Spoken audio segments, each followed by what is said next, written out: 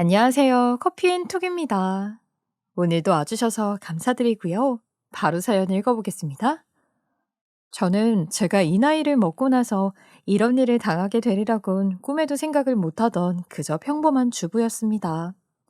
시댁이 정말 특이하다는 것을 알고는 있었지만 이렇게까지 나를 귀찮고 괴롭게 만들지는 꿈에도 몰랐죠. 아마 제가 알려드리는 이야기를 듣고는 정말 깜짝 놀라실 수도 있을 겁니다. 우선 그 당시의 시댁과 우리 집안의 상황 자체만으로도 주변 사람들은 어이가 없다는 듯이 말했거든요. 제가 사연을 보내게 된 것도 너무 기가 막히고 어이가 없었던 일이었기 때문이에요. 일단 이야기를 시작하기 앞서 시부모와 내 나이부터 이야기를 해보는 게 좋을 것 같네요. 시어머니는 청춘이라는 60세의 나이고 저는 열심히 사는 50세입니다. 여기까지만 보면 제가 남편보다 엄청 연상이라고 생각하실 수도 있을 거예요. 하지만 그렇지 않습니다. 저와 딱 10살 차이 나는 시어머니가 있는 이유는요. 시어머니가 시아버지와 재혼을 했기 때문이죠. 그것도 시아버지 칠순 때 재혼을 하셨어요. 당시 시어머니 나이가 딱 제 나이였고요. 현재 저희 시아버지 연세는 80살입니다. 시아버지는 80이라는 나이에도 불구하고 너무나 건강하고 젊게 사시는 분이라 밖에 나가서 활동하면 다들 60대 후반 정도로 보곤 했죠. 시아버지가 젊게 사는 데는 다 이유가 있습니다. 바로 시아버지가 했던 사업 때문인데요. 20대 때부터 지금까지도 쭉 옷장사와 옷과 관련된 사업을 하시면서 꽤나 많은 돈을 버셨던 분이 바로 저희 시아버지예요. 패션계에서 오래 종사하신 분답게 자신을 꾸미는 센스가 정말 남달랐죠. 보통의 80대 어르신들과는 달리 시아버지는 꾸미기도 좋아하고 멋내기는 엄청나게 좋아하셔서 그 나이에도 여자들을 여럿 울리고 다니셨을 정도입니다. 물론 저는 결혼 전에 이런 시댁의 사정을 전혀 모르고 있었어요. 그런데 제가 어떻게 알았느냐 하면 시아버지는 제가 남편과 결혼하고 나서도 이전 시어머니, 즉 우리 남편의 친모와 함께 살 때도 여자 문제로 집안을 들썩이게 만들었거든요. 그 때문에 이전 시어머니는 속앓이를 엄청 했었습니다. 그걸 옆에서 지켜보는 남편과 저도 속이 탔고요. 이젠 저도 올해로 결혼한 지 23년 차가 되어가니 시댁의 이런 속사정을 모를래야 모를 수가 없었죠. 정말 낱낱이 속속들이 다 아는 지경에 이르렀으니까요. 아무튼 시댁의 시아버지의 이런 복잡한 사정 때문에 이전 시어머니는 시름시름 앓았어요. 의사는 스트레스라고 했지만 시아버지를 제외한 시댁 식구들은 전부 그 이유를 알고 있었죠. 바로 화병으로 일찍 돌아가셨다는 걸요. 얼마나 일찍 돌아가셨냐 하면 환갑잔치를 코앞에 두고 돌아가셨어요. 향년 59세에 돌아가셨으니 얼마나 이른 나이에 돌아가셨는지 감이 오시죠? 제 나이가 50이고 요즘 사람들이 100세를 넘어서 사는 지경에 이른 요즘에 화병으로 59세의 나이로 세상을 떴으면 정말 아무튼 사정이 이러했는데 이전 시어머니는 시아버지의 바람기가 얼마나 진절머리가 나셨는지 유언으로 이런 말까지 남기고 가셨어요. 내 유언은 별거 없다. 그리 거창한 건 아니고 남길 말은 이거 딱 하나야. 내가 저 세상에 가면 저 인간 남자고실 못하게 만들어서 평생을 괴롭게 살도록 만들 거다. 그래야 너희도 속 편하게 살지. 저 인간은 내가 괴롭히지 않으면 끝까지 자기 자식들 괴롭히면서 살 인간이니까. 이런 이전 시어머니의 유언은 우리 가족만 들은 것도 아니었어요. 손이 신우의 가족이 들은 것은 물론 시아버지도 유언을 바로 옆에서 들었죠. 하지만 시아버지는 그런 유언에 아무런 타격도 받지 않았다는 듯이 이전 시어머니가 돌아가시자마자 더욱더 자유롭게 사시기 시작하셨어요. 자기는 이제 자유연애를 하겠다 식구들에게 못을 박으면서 말이죠. 아주 저보다 젊게 사시는 듯 보였습니다.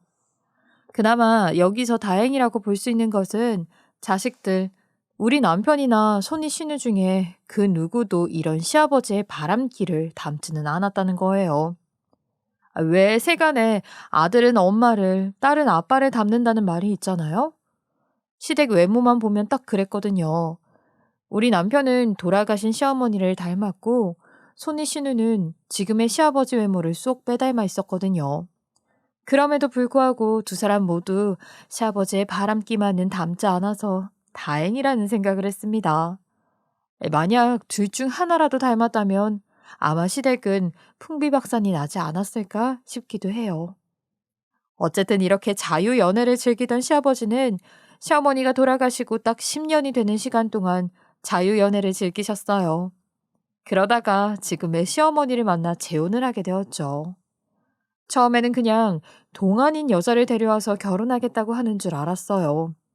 왜냐면 소개받았을 당시에는 본인과 20살 차이가 나는 어린 여자를 데려왔다고는 꿈에도 생각하지 못했으니까요. 그래서 우리 남편도 저도 심지어 손이 신우의 가족도 반대를 하진 않았습니다. 다만 이전 시어머니가 고생했던 생각이 나서 모두 찝찝함을 느끼고 그래도 재혼은 신중히 결정하자는 의견을 낼 뿐이었죠. 생각을 해보세요. 20살 차이가 나는 여자는 지금 우리 손희 씨와 동갑입니다. 어느 누가 자신과 동갑인 어머니를 두고 싶겠어요. 그것도 이렇게 나이 들어서 말이에요. 자식이 둘 다 버젓이 살아서 두 눈을 시퍼렇게 뜨고 있는데 열심히 사회생활도 하고 있는데 누가 20살 차이 나는 어린 여자를 재혼 상대라고 데려온 아버지를 좋다고 받아들이겠습니까? 그래서 시아버지도 처음에는 자식과 며느리 사위에게 욕을 먹을지도 모른다 생각하고 그 여자의 나이를 속였던 것 같아요. 분명 처음 왔을 때는 우리에게 10살 차이밖에 나지 않는다고 우리 보고 아이 너희도 나이 먹어서 알지만 이쯤 되면 10살 별거 없잖아 하면서 태연하게 말했거든요. 그런데 신우에게 딱 걸린 거예요. 지금은 어쨌거나 시어머니가 되었지만 그때 당시 그 여자에게 밥을 먹으면서 자연스레 신우가 무슨 띠냐고 물었거든요. 시아버지의 자식 입장으로 자기 아버지를 너무 잘 알았던 거죠. 너무 동안인 사람을 데리고 왔으니 의심이 들었는지 슬쩍 떠본 거였어요. 그런데 거기서 딱 걸린 겁니다. 그 여자는 본인도 모르게 본인의 띠를 말했고 이에 우리 가족은 전부 시아버지가 그 여자의 나이를 속였다는 것을 알고 말았어요. 저는 사실 시댁 식구의 당사자가 아니었기에 말을 더하긴 어려운 입장이었어요. 하지만 신우와 남편은 달랐죠. 특히 신우는 시어머니의 진짜 나이를 알게 되자마자 방방 뛰고 난리가 났었어요. 아이, 지금 아버지 제정신이세요? 지금 치매 걸리신 거 아니냐고요. 엄마를 그렇게 괴롭히더니 이젠 정말 미치셨어요? 뭐? 20살 차이? 이거 소문이라도 나면 뉴스에 기사로 나올 정도라고요. 정신 좀 차리고 사세요, 이제.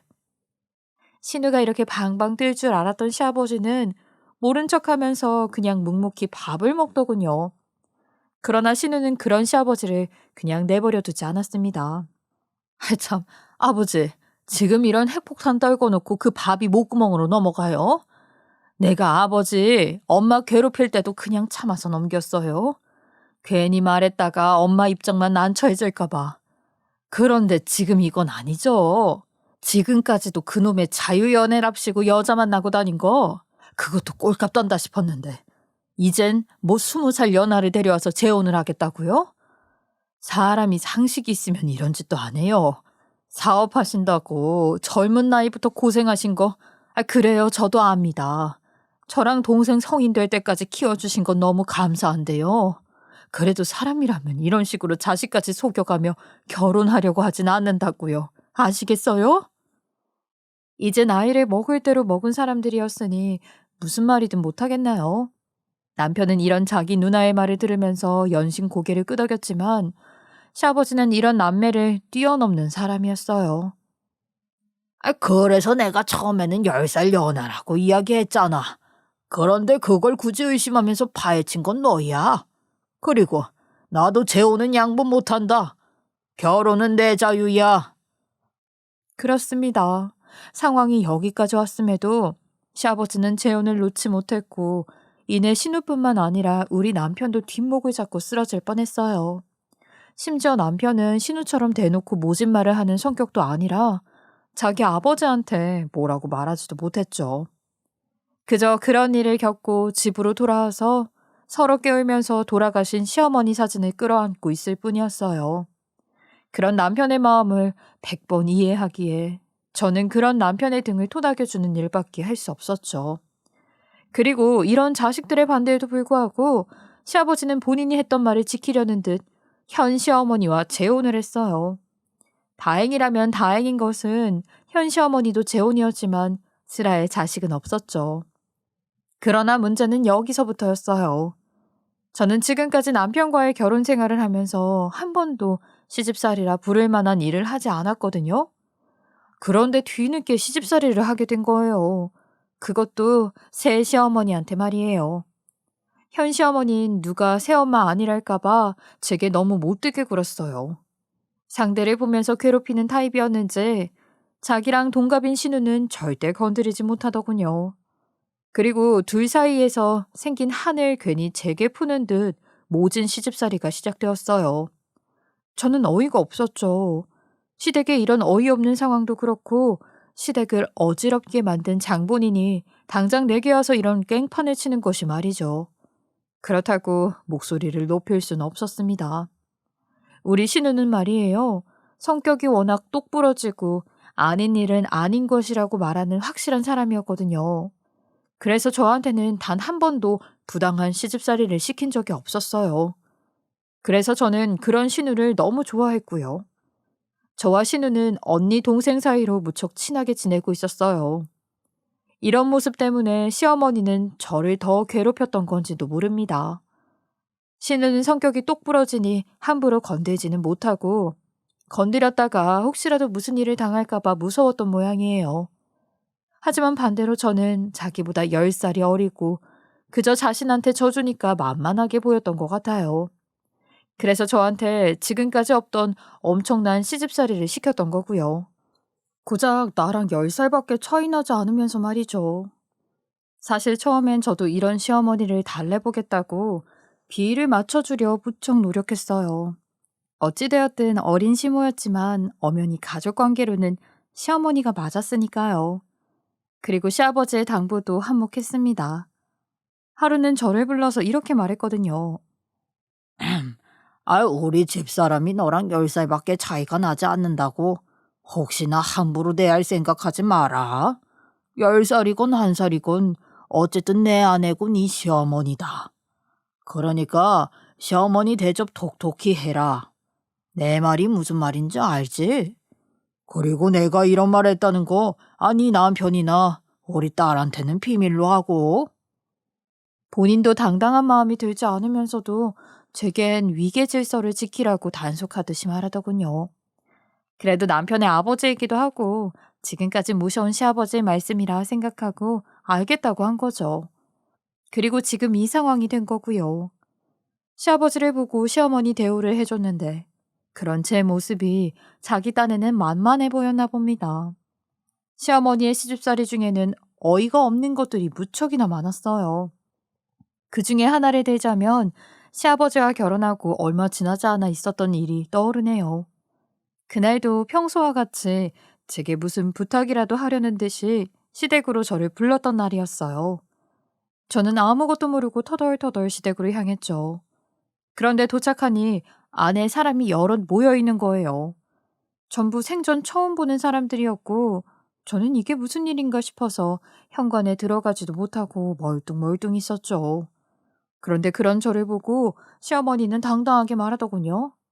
아, 여기 얘가 내 며느리. 내 한마디에 쪼르러 와서 우리 대접해준다고 하더라. 거기 막내랑 고작 4살 차인가 그럴걸?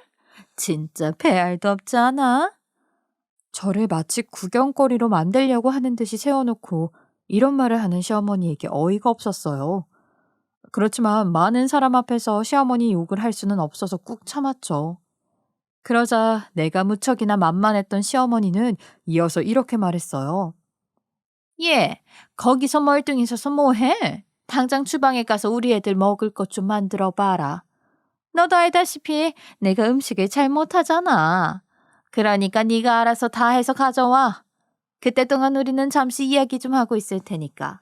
그리고 목마르니까 물이나 음료수 좀 내오고.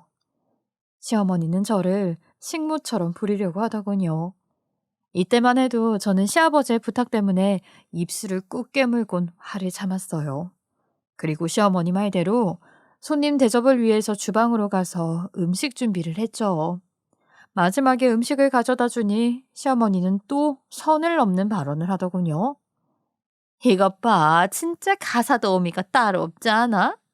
너희들도 남편 마음에 안 들면 그냥 나처럼 좋은 남자 잡아서 재혼하라니까. 그러면 나처럼 이렇게 대우받고 산다? 전 그 길로 너무 화가 나서 시댁을 나왔습니다. 그리고 이 일을 남편에게 말을 할까 싶었지만 괜히 시댁에 분란을 만들기 싫어서 참고 말자 생각했죠. 이런 말도 안 되는 시집살이가 비일비재하게 일어나니 저도 사람인지라 도저히 참고 살 수만은 없더군요. 그래서 비장의 무기를 꺼내기로 했죠.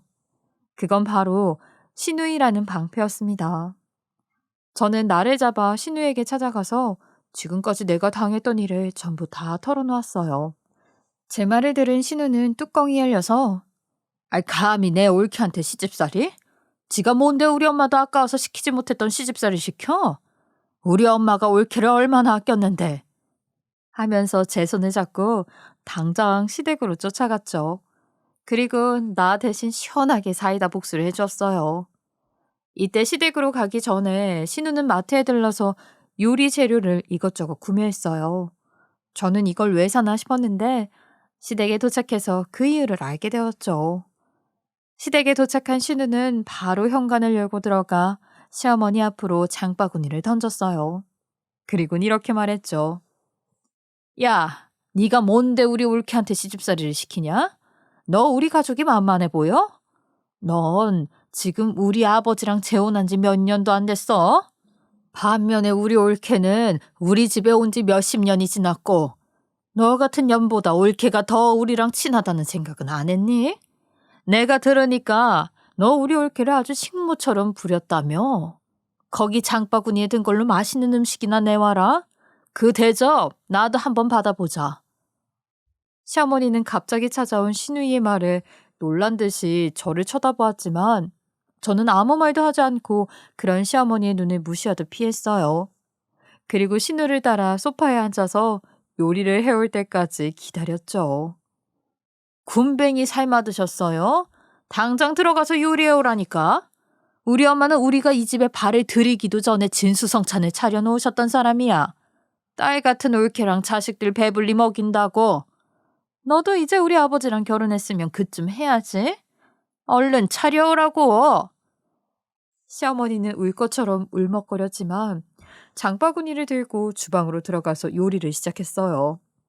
그리고 이내 음식을 만들어서 우리 앞에 대령했죠. 신우는 태연하게 한 숟가락 하면서 이내 눈을 찡그리고는 숟가락을 시어머니에게 들이밀었어요. 영문도 모르고 숟가락을 주니 덥석 받은 시어머니는 눈을 동그랗게 뜨고는 신우를 바라봤죠. 그러자 신우는 답답하다는 듯이 말했어요. 이걸 요리라고 만들어 오니? 당신이 한번 먹어봐. 지금까지 어떻게 살아온 거야? 진짜 능력이라곤 하나도 없는데 아버진 이런 여자가 어디가 좋다고 데려와선? 야, 올케보다 요리도 못하고 능력도 없고 나이도 많으면서 뭘 믿고 우리 집에서 나대? 한 번만 더 올케한테 시집살이 시켜봐. 내가 어떻게든 너랑 아버지 이혼시킬 테니까. 까부는 것도 정도껏 해. 시어머니는 아무 행동도 못하고 못 박힌 듯이 그 자리에 서서 눈물을 뚝뚝 흘리더군요. 잠시 불쌍한 마음이 좀 들긴 했지만 지금까지 저를 괴롭혔던 것을 생각하면 도와주고 싶지는 않았습니다. 저는 그 길로 바로 신우와 함께 집으로 돌아왔어요. 이 모든 일은 시아버지가 없을 때 일어난 복수였죠. 저는 신우가 이렇게 나올 것을 알고 일부러 시아버지가 모임에 나가는 날을 잡아 신우를 찾아간 거였거든요. 만약 시아버지가 보는 앞에서 하면 괜히 꼬투리 잡힐까 싶어서 미리 머리를 쓴 거죠. 아무튼 옆에서 모든 일을 지켜보고 있으니 너무 속이 시원했고 쌤통이다 싶기도 했습니다. 그렇게 집을 나선 제게 신우는 강조하듯이 말했어요. 그 여자가 한 번만 더 올케한테 시집살이 하면 나한테 바로 말해. 올케는 너무 착해서 탈이라니까.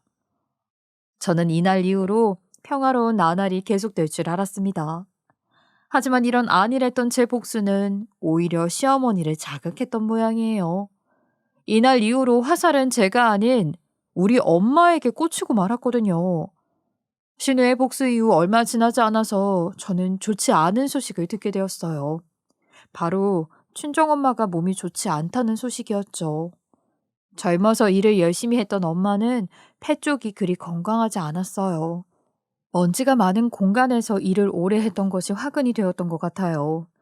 뒤늦게 천식도 생겨 평소에도 힘들어했는데 그게 더 악화되기 시작한 거예요. 끝내 병원에서는 수술을 종용했고 회복을 위해서는 입원 외에도 수시로 병원을 다녀야만 했어요. 아픈 엄마였지만 친정 식구들은 모두가 한마음으로 가족이 엄마를 책임지자고 했어요. 먼저 돌아가신 친정아버지도 없는 집에 이대로 엄마를 둘 수 없다고 결정을 내렸죠. 그리고는 장녀인 제가 책임을 지고 엄마를 돌보기로 했어요. 평소에 우리 엄마를 잘 챙겨주었던 남편은 흔쾌히 엄마를 집에 모시자고 말해주더군요. 너무 고마웠습니다. 그렇게 저는 동생들 대신 책임지고 엄마를 병원에 모시고 다니기 시작했어요. 그런데 어떻게 알았는지 시어머니가 병으로 체력이 떨어져서 힘들어하는 우리 엄마를 찾아와서 난리를 친 거예요. 그것도 제가 집에 없는 시간에 몰래 우리 집에 와서 말이죠. 처음에는 이런 일이 있는지도 몰랐다가 병원 가는 날에 엄마가 조목조목 말해줘서 알았네요. 엄마에게 들은 이야기는 이랬습니다. 시어머니가 엄마를 찾아오기 시작한 건 한 번에 그치지 않았다고 했어요. 처음 시작은 엄마가 병원을 퇴원하고 한 달이 지났을 무렵이었는데 그날은 제가 주기적으로 가지는 모임이 있던 날이었고 집을 잠시 비우게 되어 잠시 엄마를 돌봐주는 선생님께 부탁을 하고 나간 날이었죠. 띵동 초인종 소리가 엄마는 간병인이 왔다고 생각해서 확인도 하지 않은 채 문을 열었다고 해요. 그런데 거기서 시어머니가 다짜고짜 안으로 들어왔고 들어오자마자 제가 있는지 확인하고 없다는 걸 확신했는지 고래고래 고함을 치기 시작했다고. 노인네가 늙어서 병들었으면 자식들 고생시킬 생각하지 말고 빨리 죽어야지. 그렇게까지 추하게 살고 싶어요? 어? 늙어서 돈도 못 버는데 지금 본인이 얼마나 깨먹고 있는지 알긴 하세요? 엄마는 너무 당황했고 체력이 떨어져서 나가라고 말하지도 못했다고 해요. 엄마가 자신한테 반항할 힘이 없다는 걸 안 시어머니는 계속 고함을 치면서 엄마를 구석으로 몰아갔고 그런 시어머니 태도에 엄마는 무서워서 고개를 숙이고 아무것도 못했다고. 시어머니는 아주 뻔뻔하게도 항상 올 때마다 이런 말을 했다고 해요. 아니 우리 아들은 어디서 땅 파서 돈 만드는 줄 아세요? 당신 딸 며느리가 돈도 안 벌고 제 남편이 벌어다 주는 돈으로 살고 있는데 이렇게 여기서 살고 싶으세요? 장모라는 사람이 양심도 없지. 사위차 얻어 타고 다니면서 사위 돈으로 병원도 다닐 생각을 해? 사람이 좀 양심이란 걸 챙겨보세요. 사돈도 사돈 자식 귀한 줄 알면 남의 자식도 귀한 줄 알아야지. 사위가 아주 호구지 호구야. 나 우리 아들한테 당신 병원비 한 푼도 지원해주지 말라고 말할 거고 지금 이 일은 전부 우리 남편에게 이야기할 테니까 그렇게 하세요. 염치가 있으면 당장 나가든가. 지속적인 괴롭힘에 엄마는 견디다 못해 제게 말한 겁니다. 시어머니가 자기 친아들도 아닌 우리 남편과 시아버지를 들먹이며 엄마를 압박하자 내게 피해가 갈까 싶어서 아무 대꾸도 못했대요. 그리고 이 일은 계속 엄마 마음에 쌓이면서 결국 큰 충격을 받게 되었고요. 꾸준히 병원을 다니며 나아질 병세도 나아지는 기세 없이 상태는 더욱 악화되기 시작했습니다. 저는 발끝부터 머리끝까지 분노가 치미는 것 같았어요. 부들부들 떨리는 손을 부여잡고 당장에 시어머니를 찾아갔죠. 그리고 나졌습니다. 당신이 우리 엄마한테 돈 이야기하면서 협박했다며. 진짜 그딴 소리를 짓거렸어? 당신이 뭔데? 늙고 아픈 사람한테 그렇게 말하고 싶어? 당신은 부모도 없어? 너무 화가 나서 저도 선을 지키거나 할 여유도 없었어요. 이런 제 행동에 시어머니는 지지 않고 제 머리를 세게 밀치면서 이러더군요. 하, 그래. 내가 네 엄마 찾아가서 차 기름값이 너무 아깝다고 그랬다. 넌 뭔데 내 아들 돈 그렇게 펑펑 쓰냐? 너희 집 문제는 너희 식구가 알아서 해야지. 왜 우리 아들 돈을 써? 저는 시어머니가 저를 쳤다는 사실도 이런 어이없는 말을 내뱉는다는 사실에도 어이가 없어서 어디까지 하나 끝까지 드러나보자 싶었어요. 네 엄마 70 넘었지? 75라고 했던가? 야, 요즘 75면 죽을래 기다리고 있는 나이야. 알아? 그러니까 병원 데리고 다니면서 돈 들일 생각 말고 그냥 요양원이나 보내. 싸가지 없는 년이 이런 식으로 찾아와서 자기 시어머니한테 바락바락 대들어? 너 이거 내가 우리 남편한테 다 말할 거야? 내가 네 시아버지한테 다 이럴 거라고. 어디 두고 봐. 내가 가만히 당하고만 있나. 저는 그런 시어머니의 말에 이판사판으로 대들기 시작했어요. 머리까지 맞은 마당인데 더 이상은 물러설 필요도 없다고 느꼈거든요. 아, 저희 어머니가 70이 넘었으니까 요양원이나 보내고 끝내라. 그럼 지금 시아버지는 아프면 어쩌려고요? 당신 말대로 하면 시아버지도 요양원으로 보내는 게 마땅하겠네요. 네? 당신 논리에 따르면 핵심은 70 넘은 사람은 전부 요양원에 보내라는 거 아니야. 내 말이 틀려 지금? 반박이라도 해보라고. 진짜 저는 이날 시어머니의 멱살을 잡고 주먹 다짐하기 전까지 갔습니다. 사람이 뻔뻔해도 분수가 있지. 그냥 몸만 덜렁 들어와서 시아버지가 가진 부로 먹고 살고 있으면 얌전히 살아야 할 거 아닙니까? 그런 주제에 열심히 살아왔던 우리 친정과 가족을 업신여기는 시어머니를 더는 두고 볼 수만 없었어요. 그렇게 집으로 돌아와서는 이날 있었던 일을 모두 남편에게 이야기했어요. 물론 시어머니도 시아버지에게 일렀는지 그날 저녁 우리 부부는 시댁으로 불려갔죠. 참 사람이 대단하더군요. 시아버지 앞에서 시어머니는 아주 여린 척하고 자신은 저런 경우 없는 말은 하지도 않았다면서 내숭을 떠는 겁니다. 전 너무 어이가 없어서 말도 못하고 어이없다는 듯이 웃으면서 그런 시어머니의 연극을 지켜봤어요. 아니 여보, 제가 좋게 좋게 이야기를 했는데 얘가 나를 시어머니 취급도 안 하는 거예요. 아니 내가 그래도 병원비는 친정에서도 좀 대야 하는 거 아니냐고 조언만 했는데 이렇게 날 찾아와서 멱살을 잡고 흔들고 난리였다니까요. 당신이 좀 혼내주세요. 아무리 내가 어린 시어머니라지만 이건 아니잖아요. 눈썹 하나 흔들리지 않고 거짓말을 하는 시어머니는 참 가증스럽더군요. 하지만 시아버지는 절 혼내지 못하고 되려 시어머니를 혼내기 시작했습니다. 그에 시어머니는 당연히 당황했죠. 아, 그건 당신이 잘못했네. 애들도 나이가 있는데 자기들이 알아서 하게 놔둬야지. 듣자 하니 몸도 좋지 않은 사돈 찾아가서 그런 말을 했다며. 그럼 얘가 화날 만도 하지. 이번 일은 둘 다 잘못했으니 없던 일로 하고 넘어가자고. 여기서 더 하면 나도 참고 넘기기 어려워. 시아버지가 이렇게 저자세로 시어머니 편을 들지 못하는 것은 다 이유가 있었습니다. 그 이유는 제가 시아버지의 비밀을 하나 알고 있었거든요. 바로 시아버지가 그새를 또 못 참고 바람을 피우고 있다는 사실이요. 제가 시아버지의 비밀을 알게 된 것은 정말 뜻밖의 일이었어요. 그날은 친정엄마와 병원에 다녀오는 길에 맛있는 식사라도 하자 싶어서 자주 들리던 식당에 갔었죠. 단골이었던 만큼 자연스레 앉아서 엄마와 주문을 하고 식사가 나오길 기다리고 있는데 구석에서 큰 소리가 들리는 겁니다. 큰 소리에 제 눈은 자연스레 그곳을 향했고 거기서 저는 어떤 여자와 만나고 있는 시아버지의 모습을 발견하게 된 거죠. 시아버지는 아주 당당하게 우리 식구의 단골집에서 마치 여기가 자신이 발견한 맛집인 듯 여자에게 자기가 음식을 산다며 재력과 능력을 과시하고 있더군요. 저는 속으로 혀를 찼어요. 이전 시어머니에 이어 현 시어머니를 두고도 아직까지 바람을 피우고 있다는 사실이 너무 놀라웠거든요. 그래도 재혼 후에는 자리를 잡나 싶었는데 전혀 그게 아니었던 거죠. 이런 진실을 시어머니는 모르고 있었으니 시아버지는 제대로 시어머니의 편을 들 수 없었겠죠. 그런데 미적지근하게 시어머니를 혼내는 듯 마는 듯 하는 시아버지의 행동에 저도 에라 모르겠다 하는 심정으로 시아버지의 비밀을 터뜨렸습니다.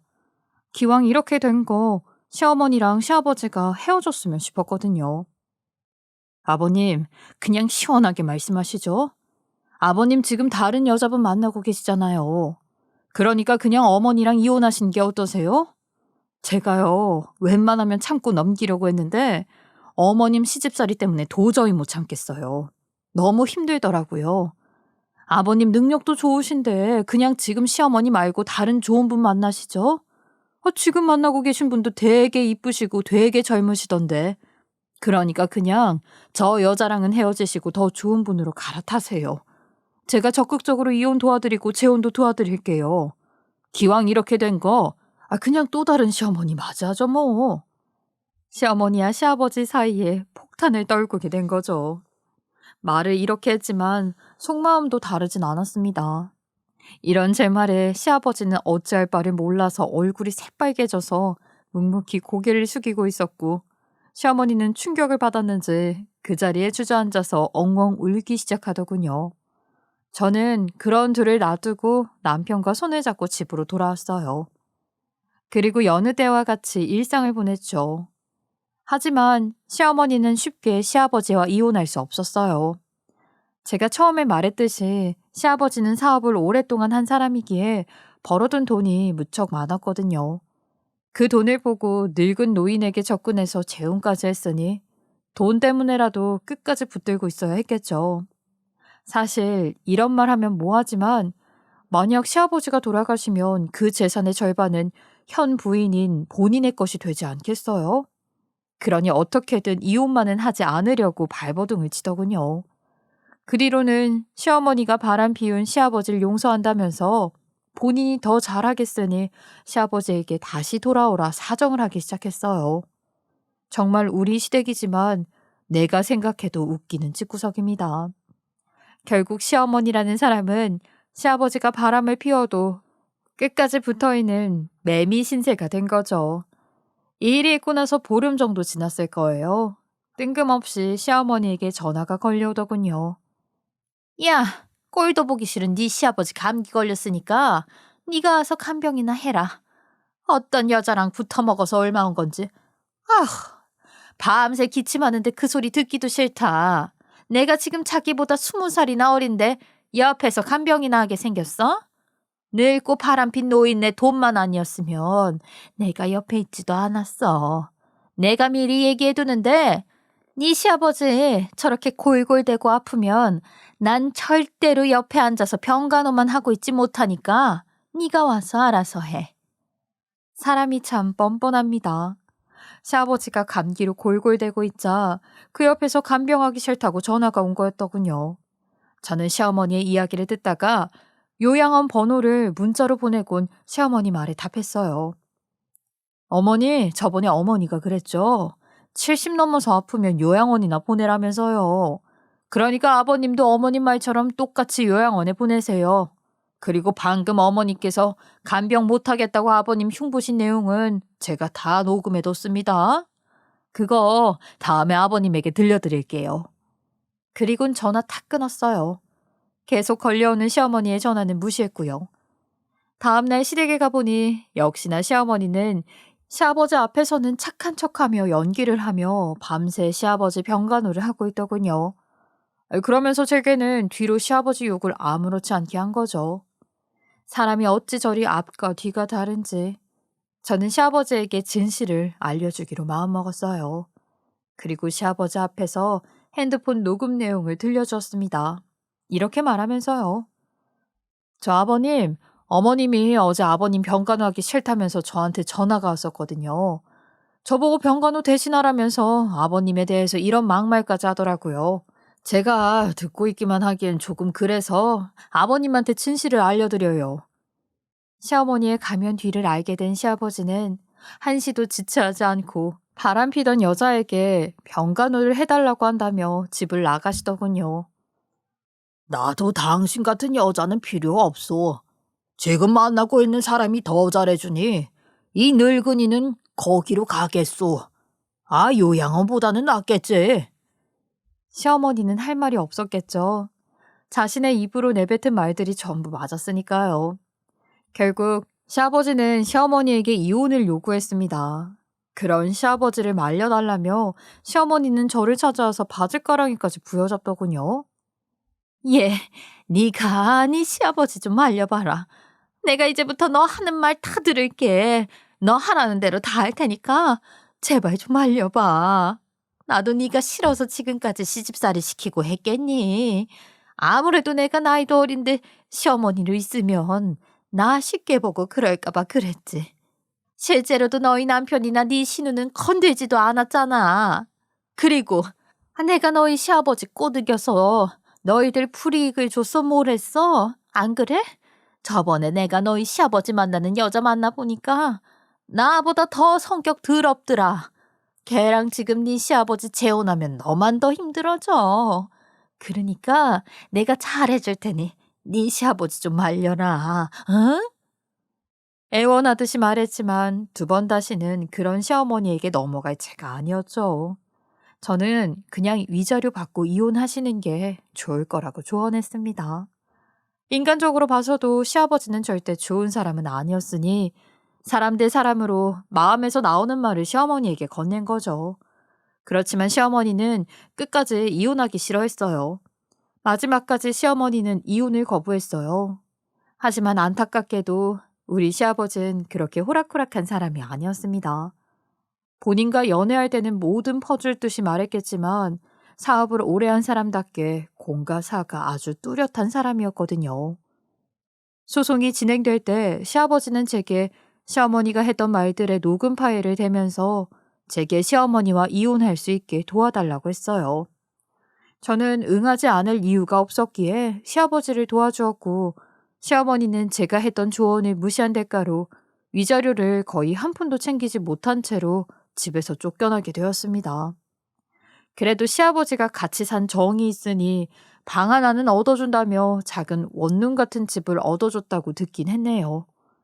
이혼 후에 시아버지는 이전 시무가 된 그 여자는 머리에서 아예 삭제를 했는지 일절 언급도 하지 않았어요. 그리고 당시 바람 피우고 있던 여자와 재미있는 연애를 하고 다니는 모양이더군요.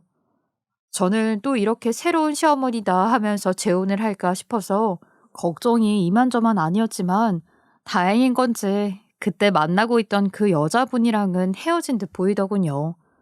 그분도 시아버지의 본성을 알았는지 먼저 헤어지자고 하셨대요. 하기야 아무리 사람이 돈이 많다고 해도 인성이 되지 않으면 만나기 좀 그렇잖아요. 어쨌든 당분간 앞으로는 좀 조용할 것 같아서 저는 좋네요. 시아버지 또한 연애는 하되 재혼은 하지 않겠다고 각서까지 쓰신 상태예요. 신우랑 남편이 닥달을 했거든요. 그리고 참 얼마 전에는 이전 시무였던 여자가 어디서 시아버지가 헤어졌다는 소식을 들었는지 모르겠지만 면도 없이 시댁 앞을 어슬렁거리고 있었다고 하더군요. 제가 이 소식을 어떻게 알았냐고요? 시아버지가 갑자기 제게 전화가 와서 그런 그 여자가 소름 끼친다는 듯이 말했거든요. 저라도 그럴 것 같긴 합니다. 이젠 거의 스토킹이라 볼 수 있는 정도니까요. 그 여자가 계속 시아버지의 주의를 있으니 시아버지도 결국은 참지 못하고 강경책을 펼치기로 했나 봐요. 하루는 동네가 떠나가라는 듯이 소리를 치면서 그 여자가 꽃뱀이다. 돈만 보고 남자 쫓아와서 등쳐먹으려고 한다면서 동네방네 소문을 내더군요. 그 소식을 끝으로 그 여자에 대한 소문은 더 이상 듣지 못했네요. 어디선가 알아서 잘 살고 있겠죠.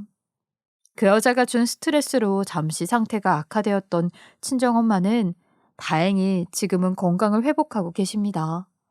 친정 식구들이 모두 걱정이 많았는데 문제가 되었던 화근이 사라지니 마음이 안정되었던 건지 계속 좋아지고 계세요.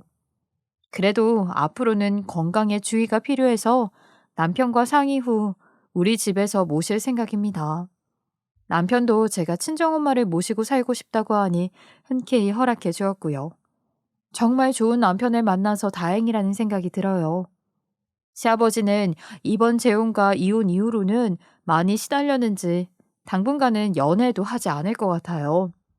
최근에는 그저 친구들과 여행을 다니면서 이것저것 몸에 좋다는 것들을 찾아다니는 취미를 가지신 것 같더라고요. 이제 나이도 있는데 자중하는 게 당연하다는 생각이 들기도 하네요. 아무튼 늦게 나이 차이도 적은 시어머니를 만나질 않나, 경우 없는 시집살이를 겪지 않나, 뒤늦게 저도 나이 들어서 이런 일들이 생기다 보니 이렇게 사연도 보내게 되었네요. 지겹진 않으셨을지 모르겠어요. 저의 긴 사연 들어주셔서 여러분들에게 너무 감사합니다. 이렇게라도 제 넋두리를 풀 수 있어서 속이 시원하네요. 지금까지 커피앤톡이었습니다. 오늘도 끝까지 함께 해주셔서 감사하고요. 다음 영상으로 또 찾아뵙겠습니다.